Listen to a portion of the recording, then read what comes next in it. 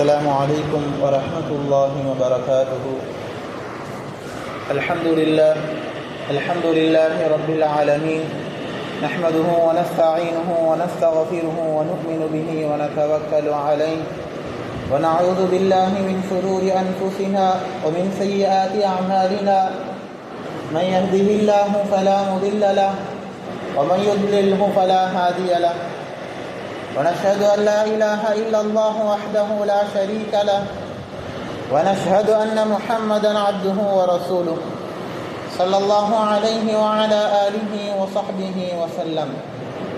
أما بعد، فإن أصدق الحديث كتاب الله، وخير الهدي هدي محمد صلى الله عليه وسلم، وشر الأمور محدثاتها، وكل محدثة بدعة، وكل بدعة ضلالة، وكل ضلالة في النار. فأعوذ بالله من الشيطان الرجيم. بسم الله الرحمن الرحيم. واصبر نفسك مع الذين يدعون ربهم بالغداة والعشي يريدون وجهه ولا تعد عيناك عنهم. صدق الله العظيم. وعن حارثة بن وهب رضي الله عنه قال: سمعت رسول الله صلى الله عليه وسلم يقول: ألا أخبركم بأهل الجنة كل ضعيف متضعف لو أقسم على الله لأبره، ألا أخبركم بأهل النار كل عتل جواظ مستكبر. رواه البخاري. صدق رسوله النبي الكريم، ونحن على ذلك من الشاهدين والشاكرين، والحمد لله رب العالمين. رب زدني علما، رب اشرح لي صدري ويسر لي أمري واحلل عقدة من لساني يفقهوا قولي. أما بعد.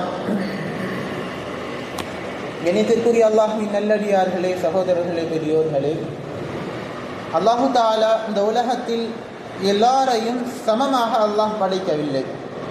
சிலரை அல்லாஹ் வெள்ளையராக படைத்திருக்கிறான், சிலரை அல்லாஹ் நிறம் குறைவானவராக படைத்திருக்கிறான், சிலரை அல்லாஹ் உயரமானவராக படைத்திருக்கிறான், சிலரை அல்லாஹ் உயரம் குறைவானவராக அல்லாஹ் படைத்திருக்கிறான்.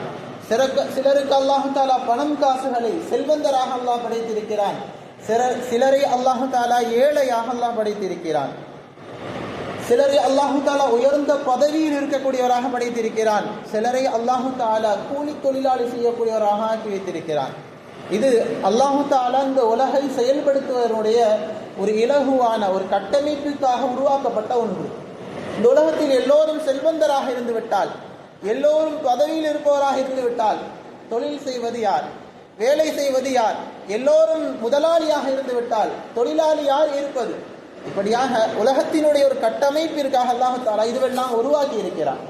அல்லாஹ் ஒரு சிலரை செல்வந்தராக படைத்து விட்டதின் காரணமாக, அல்லாஹ் ஒரு சிலருக்கு செல்வத்தை கொடுத்து விட்டனால், அல்லது அல்லாஹு தாலா அவருக்கு பதவியை கொடுத்து விட்டான், அந்தஸ்தை கொடுத்து விட்டான், அப்படி என்று சொன்னால் அந்த மனிதர் அவரை விட தாழ்ந்தவரை எந்த ஒரு காரணத்தை கொண்டும் தாழ்ந்தவராக, அவர் ஏழையாக இருக்கிறார், அல்ல உடல் ஒல்லியானவராக இருக்கிறார், இதன் காரணமாக அவரை ஏளனமாக எண்ணிவிடக்கூடாது. எந்த ஒரு மனிதரும் தன்னை விட தாழ்ந்தவரை ஏளனமாக எண்ணிவிடக்கூடாது. அவருடைய வெளித்தோற்றத்தை பார்ப்பதற்கு அவர் பொருளாதார ரீதியிலே குறைவானவராக இருந்தாலும் சரி, அல்லது உடலுடைய ரீதியிலே குறைவானவராக பலகீனமானவராக இருந்தாலும் சரி, எந்த ஒரு காரணத்தை கொண்டும் அவர் அந்த நபரை ஏளனமாக எண்ணிவிடக்கூடாது. இனிமிக்கு அல்லாஹ்வின் நல்லடியார்களே, ஏனென்று சொன்னால் பார்ப்பதற்கு எப்படி வேண்டுமானாலும் தோணலாம். அவர் பார்ப்பதற்கு ஏழையாக இருக்கலாம், எளியவராக இருக்கலாம், பலகீனமானவராக இருக்கலாம்.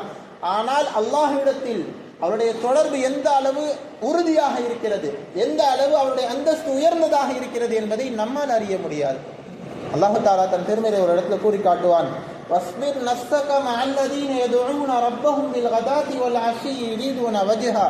அல்லாஹ் நபியை பார்த்து சொல்கிறான், நபியே, நீங்கள் உங்களுடன் இருப்பவர்கள் எப்படிப்பட்டவர்களாக இருக்க வேண்டும் என்று சொன்னால், அவர்கள் காலையிலும் மாலையிலும் அல்லாஹ்வை துதிக்கக்கூடியவர்களாக, அல்லாஹுடைய பொருத்தத்தை மட்டும் நாடி அல்லாஹ்வை துதிக்கக்கூடிய, அல்லாஹ்வை திக்ர் செய்யக்கூடிய, அல்லாஹ்வை நினைக்கக்கூடிய அந்த நல்லடியார்களோடு உங்களை நீங்கள் தடுத்து வைத்துக் கொள்ளுங்கள், உங்களை நீங்கள் ஆக்கிக் கொள்ளுங்கள், தடுத்து வைத்துக் கொள்ளுங்கள். உங்களுடைய கண்கள் இந்த உலகத்தை விரும்பக்கூடிய மக்களின் பக்கம், உலகத்தை அந்த தேடி போகக்கூடிய அந்த மக்களின் பக்கம், உலகத்துடைய செல்வத்திலே உயர்ந்தவர்களாக இருக்கக்கூடியவர்களின் பக்கம் சென்று விட வேண்டாம் என்பதாக அல்லாஹ் திருமறையில கூறி காட்டுகிறான். கண்ணியமிக்க அல்லாஹ்வின் நல்லடியார்களே, இதன் மூலம் நமக்கு உணர்த்து வருவது, அல்லாஹ் நபியை சொன்னாலும் இது நமக்குரிய ஒரு கட்டளை, அல்லாஹ் நமக்கு இடக்கூடிய கட்டளை. அதாவது நீங்கள் ஒரு மனிதர் ஏழையாக இருக்கிறார், எளியவளாக இருக்கிறார், பலகீனமானவராக இருக்கிறார் என்பதற்காக வேண்டி அவரை நீங்கள் தாழ்ந்தவராக எண்ணிவிட வேண்டாம். அவர் அல்லாஹ்விடத்தில் உயர்ந்த அந்தஸ்தியுடையவராக இருக்கலாம். அல்லாஹ்விடத்தில் உயர்ந்தவர்கள் யார் என்று சொன்னால் அல்லாஹ்வை காலையிலும் மாலையிலும் நினைக்கக்கூடிய மக்கள். அவர்களோடு உங்களை நீங்கள் ஆக்கிக் கொள்ளுங்கள் என்பதாக அல்லாஹ் தன் திருமறையில் கூறி காட்டுகிறான்.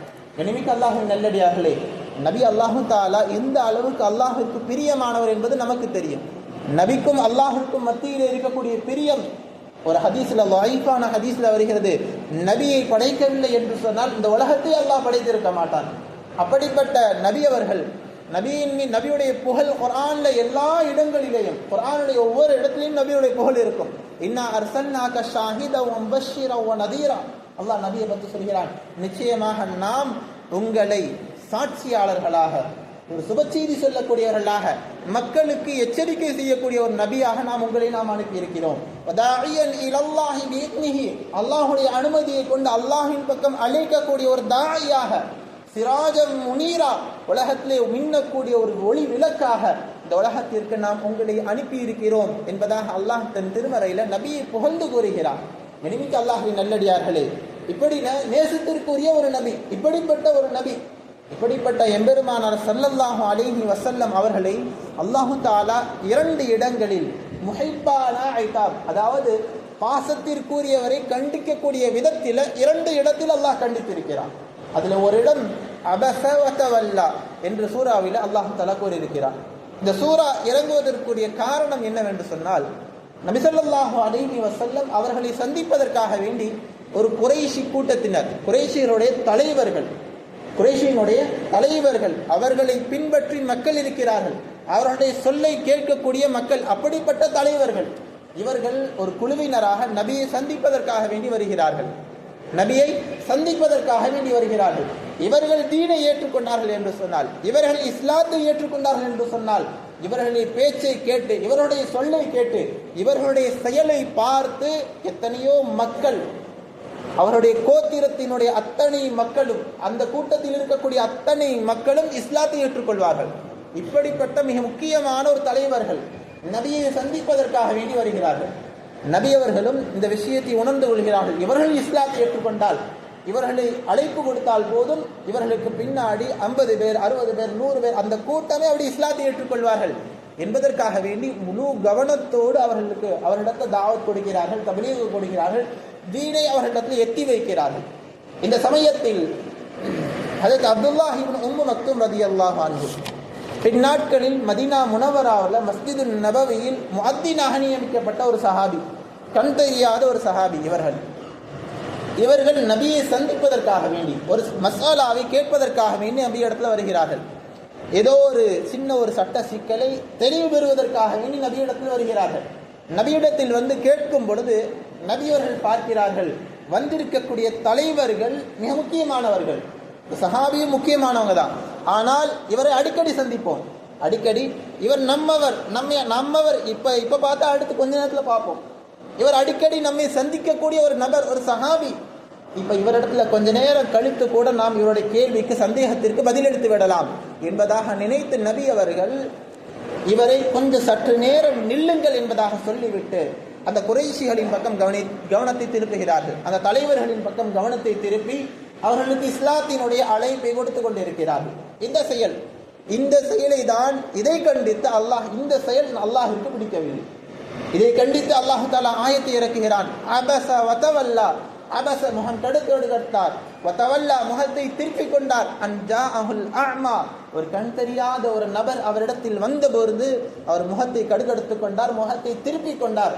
இது யாரை சொல்றான் அல்லாஹ் தஆலா? நபி ஸல்லல்லாஹு அலைஹி வஸல்லம் அவர்களை தான் சொல்கிறார். யாரோ ஒரு நபர், எங்கோ ஒரு நபர் இருப்பதை போல நபியை பார்த்து சொல்கிறார். ஏனென்று சொன்னால் அல்லாஹ்விற்கு அந்த செயல் பிடிக்கவில்லை. ஒரு தலைவர்கள் இருக்கக்கூடிய அந்த நேரத்தில், உயர்ந்த சமூகத்தினர் தலைவர்களாக இருக்கக்கூடிய அந்த நேரத்தில் ஒரு சஹாபி, கண் தெரியாத சஹாபி வரும் பொழுது முகத்தை கடுகடுத்து கொண்டு நபி திருப்பியது அல்லாஹ்விற்கு பிடிக்கவில்லை. அல்லாஹ் கண்டிக்கிறான் உடனடியாக. அபஸ வதவல்லா அன் ஜாஅஹுல் அஅமா வமா யுத்ரீக லஅல்லஹு யஸக்கா அவ் யذكரு ஃபதன்ஃபஅஹு ذிக்ரா. உங்களுக்கு என்ன தெரியும், அவர்கள் உங்களுடைய உபதேசத்தை கேட்டு அவர் திருந்திருக்கலாம். நீங்கள் செய்யக்கூடிய உபதேசம் அந்த கண் தெரியாத சஹாபிக்கு பயனுள்ளதாக ஆகியிருக்கலாம். அம்மா மனிஸ்தகனா காந்தலஹு தசத்தா. ஆனால் நீங்க என்ன செய்தீர்கள்? அல்லாஹ் நபியை பற்றி சொல்கிறான், அம்மா மனிஸ்தகனா, நீங்கள் அந்த தேவையற்றவர்கள், அந்த தேட்டமில்லாத முஷ்ரிக்குகளுடைய தலைவர்கள், தீனை பற்றி எந்த ஒரு தேட்டமும் இல்லை, தீனை அவர்கள் ஏற்றுக்கொள்ள வேண்டும் என்ற ஒரு மனப்பான்மை அவர்களுக்கு இல்லை, சத்தியத்தை தேடக்கூடிய உள்ளம் அவர்களிடத்தில் இல்லை. அப்படிப்பட்ட மக்களை பான்தலஹு தசத்தா, அவர்களுக்காக வேண்டி நீங்கள் கவலைப்படுகிறீர்கள். அவர்கள் இஸ்லாத்தை ஏற்றுக்கொள்ள மாட்டுகிறார்கள், அவர்களுக்கு தீனை எப்படியாவது விளக்க வேண்டும் என்பதாக கவலை கொள்கிறீர்கள். வமா அலைக அல்லா யஸக்கா, அவர்கள் சீர்திருத்தம் பெறவில்லை என்று சொன்னால் உங்களுக்கு எந்த ஒரு பிடியும் இல்லை. ஏன் சொன்னால் அவர்களுடைய உள்ளத்தில் எந்த ஒரு தேட்டமும் இல்லை, சத்தியத்தை தேட வேண்டும் என்ற ஒரு தேட்டம் அவர்களிடத்தில் இல்லை. இதனால் நீங்க எந்த ஒரு பிடியும் உங்களுக்கு கிடையாது. அடுத்து அல்லாஹ் சொல்கிறான், உங்களிடத்துல ஒரு நபர் விரைந்து வந்தார், அவரும் அல்லாஹ்வை பயந்தவராக இருந்தார், ஆனால் அவரை நீங்கள் புறக்கணிக்கிறீர்கள் என்பதாக அல்லாஹ் தன் திருமறையில் இந்த இடத்துல கூறி காட்டுகிறான். கனிமிக்கு அல்லாஹ்வின் நல்லடியார்களே, இது என்ன? இது மஹ்பூபான இதாப், அதாவது பிரியத்திற்குரியவரை கண்டிக்கக்கூடிய ஒரு விதம்.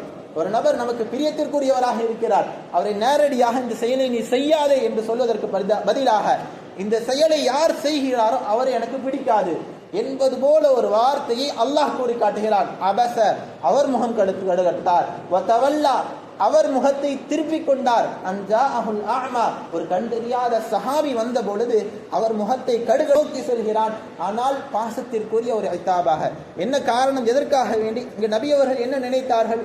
இந்த நபர், இவர் கண் தெரியாத சஹாபி, பலகீனமானவர், வந்திருக்கக்கூடியவர்கள் தலைவர்கள் என்பதாக எண்ணினார்களா?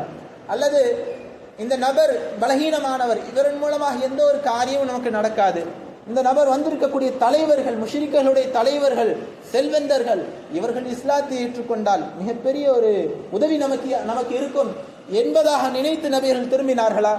எந்த ஒரு காரணமும் இல்லை.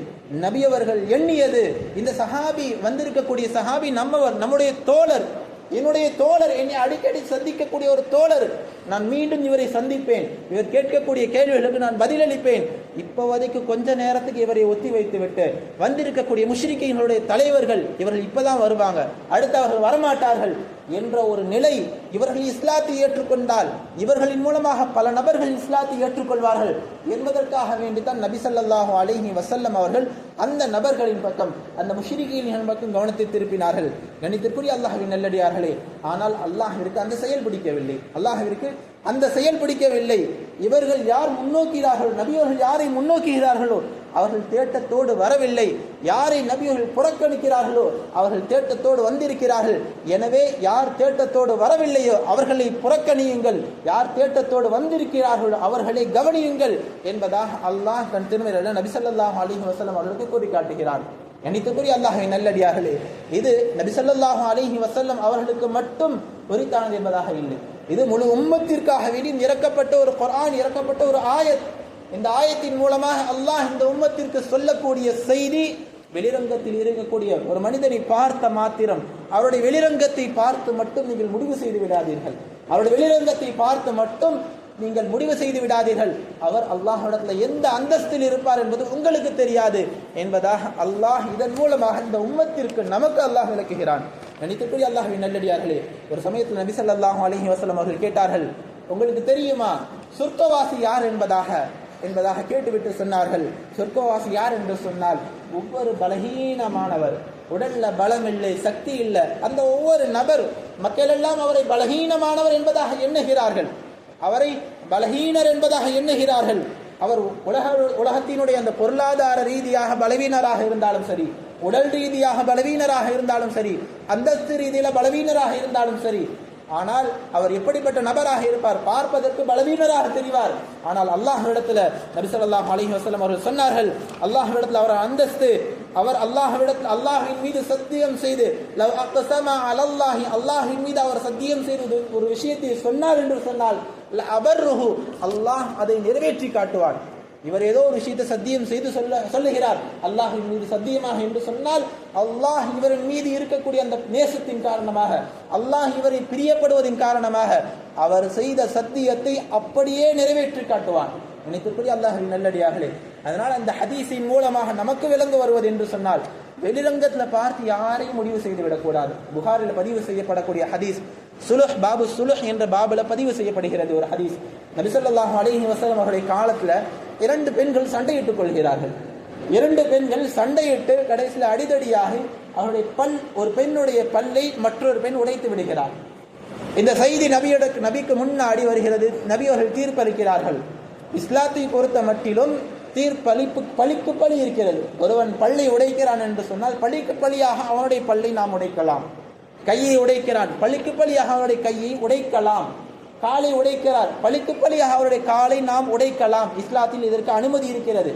இப்ப இந்த தீர்ப்பை நபியர்கள் வழங்குகிறார்கள். இந்த பெண்ணுடைய பல்லை மற்றொரு பெண் உடைத்து விட்டால் அதனால இந்த பெண்ணுடைய பல்லை அவர்கள் உடைக்க வேண்டும், சரிசமமாக உடைக்க வேண்டும் என்ற ஒரு தீர்ப்பு. இந்த தீர்ப்பை கேட்ட ஒரு மனிதர் அந்த இடத்துல நிற்கிறார். நபிக்கு முன்பாக நின்று கொண்டு சொல்கிறார், வல்லதி பஅஸக பில் ஹக்கி, அல்லாஹ்வின் மீது சத்தியமாக உங்களை சத்தியத்தை கொண்டு அனுப்பினானே அந்த அல்லாஹ்வின் மீது சத்தியமாக சத்தியம் செய்து என்ன சொல்கிறார், லா கஸர சனியஹ, அந்த பெண்ணுடைய பல் உடையாது, அந்த பெண்ணுடைய பல் உடையாது, அல்லாஹ்வின் மீது சத்தியமாக அந்த பெண்ணுடைய பல் உடையாது என்பதாக சொல்கிறார் நபியிடத்துல. இவர் சொன்னது இந்த நோக்கத்தில் அல்ல, மஆதல்லாஹ், அல்லாஹ் நபியவர்களுடைய தீர்ப்பை எதிர்த்தோ நபிகள் தீர்ப்பு கொடுத்த தவறு என்றனாலோ சொல்லல. மாறாக நபியவர்கள் நான் சத்தியம் செய்து சொல்கிறேன், நபியவர்கள் கொடுத்த தீர்ப்பு கரெக்டு தான், ஆனால் ஒரு நிலை உருவாகும், அந்த நிலையின் மூலமாக இந்த பெண்ணுடைய பல் உடையாமல் ஆகும் இன்ஷா அல்லாஹ், அல்லாஹின் மீது நம்பிக்கை வைத்து அப்படி சத்தியம் செய்து சொல்கிறார். அப்ப இதை நபியவர்களுக்கு முன்பாகத்தான் சொல்கிறார். நபியவர்களும் கேட்டுவிட்டு எந்த ஒரு தப்பான எண்ணமும் கொள்ளல. இப்ப நபி ஸல்லல்லாஹு அலைஹி வஸல்லம் அவர்கள் இந்த விஷயத்தை கேட்கிறார்கள். அடுத்து கொஞ்ச நேரத்துல பார்த்தா இஸ்லாத்துல மற்றொரு விஷயம் இருக்குது. இஸ்லாத்துல பல்லுக்கு பல்ல உடைக்கலாம், ஆனால் மன்னித்து விட்டால், பல்லுக்கு பல்லை உடைப்பதற்கு பதிலாக மன்னித்து விட்டார் என்று சொன்னால் அவருக்கு மிகப்பெரிய ஒரு நன்மை இருக்கிறது. ஒன்று, அநியாயம் செய்யப்பட்ட அந்த பல்லு உடைக்கப்பட்ட நபர் மன்னிக்கலாம், இல்லை என்று சொன்னால் இவர் இல்லை என்று சொன்னால் இவருடைய வாரிசுதாரர்கள் அவர்கள் மன்னிக்கலாம். இப்ப அல்லாஹு தஆலா அந்த பெண்ணுடைய யாருடைய பல் உடைக்கப்பட்டதோ அந்த பெண்ணுடைய மனதில் போடுகிறான், இந்த பெண்ணை யார் பல்லை உடைத்தாரோ அந்த பெண்ணை நீங்கள் மன்னித்து விடுங்கள் என்பதா. இப்ப அல்லாஹ் அவருடைய உள்ளத்தின் போட்டதின் பெயரில் அந்த பெண் மன்னித்து விடுகிறாள். இப்ப நபி ஸல்லல்லாஹு அலைஹி வஸல்லம் அவர்களுக்கு முன்னாடி எல்லாம் நடக்குது. நபியர்கள் தீர்ப்பு கொடுக்கிறார்கள், இந்த சஹாபி சொல்லுகிறார் அந்த பெண் நான் மன்னித்து விட்டேன் என்பதாக சொல்கிறார்கள். இப்ப நபி ஸல்லல்லாஹு அலைஹி வஸல்லம் அவர்கள் இந்த எல்லா விஷயத்தையும் பார்த்து விட்டு சொன்னார்கள், சில மனிதர்கள் அல்லாஹ்விடத்தில் மிக நெருக்கத்திற்குரியவர்களாக இருப்பார்கள். பார்ப்பதற்கு அவருடைய கிழிந்த ஆடைகள் உடுத்திருக்கலாம், உடல் மெலிந்தவர்களாக இருக்கலாம், உண்ண உணவில்லாமல் இருக்கலாம், ஆனால் அவர்கள் அல்லாஹ்விடத்தில் மிக உயர்ந்தவர்களாக இருப்பார்கள். அவர்கள் அல்லாஹின் மீது ஒரு சத்தியம் செய்து ஒரு விஷயத்தை சொல்லிவிட்டால் அல்லாஹ் அப்படியே அதை நிகழ்த்தி காட்டுவான். அவர்கள் மீதுள்ள அந்த பாசத்தின் காரணமாக, அவர்களே அல்லாஹ் விரும்புவதின் காரணமாக அல்லாஹ் அதை அப்படியே நிகழ்த்தி காட்டுவான் என்பதாக நபி ஸல்லல்லாஹு அலைஹி வஸல்லம் அவர்கள் கூறி காட்டினார்கள். கண்ணியத்திற்குரிய அல்லாஹ்வின் நல்லடியார்களே, இன்று நாம் இந்த விஷயத்திலிருந்து, எல்லா விஷயத்திலிருந்தும், இந்த ஹதீஸிலிருந்தும், குர்ஆனுடைய ஆயத்திலிருந்தும் நாம் விளங்கக்கூடிய விஷயம், ஒரு மனிதர் யாசகம் கேட்கிறார், கிழிந்த ஆடை உடுத்தவராக இருக்கிறார், அவர் பலகீனமானவராக இருக்கிறார், அவருடைய வெளித்தோற்றத்தை வைத்து அவர் தாழ்ந்தவர், அவர் அல்லாஹ்வுடைய பார்வையிலும் தாழ்ந்தவர் என்பதாக ஒரு காலம் நாம் எண்ணிவிடக்கூடாது. ஏனென்று சொன்னால் அவருடைய உள்ளத்தில் இருக்கக்கூடிய இறையச்சத்தை அறிந்தவன் அல்லாஹ் மட்டும்தான். எனவே யாரையும், எந்த மனிதரையும் தாழ்வாக எண்ணாமல் அவர்களுக்கு கொடுக்க வேண்டிய கண்ணியத்தை சரியாக கொடுக்க வேண்டும். அவர் யாசகராக இருந்தாலும் சரி, அவர் பார்ப்பதற்கு தாழ்ந்தவராக பலகீனமாராக இருந்தாலும் சரி, அவருக்கு கொடுக்க வேண்டிய கண்ணியத்தை நாம் கொடுக்க வேண்டும் என்பதை இந்த விஷயத்தில் நாம் உணர்ந்து கொள்ள வேண்டும். அல்லாஹ் அப்படிப்பட்ட நன்மக்களாக, அந்த செயல்களுடைய நன்மக்களாக அல்லாஹ் தஆலா ரப்பில் ஆலமீன். அஸ்ஸலாமு அலைக்கும் வரஹ்மத்துல்லாஹி வபரகாத்துஹு.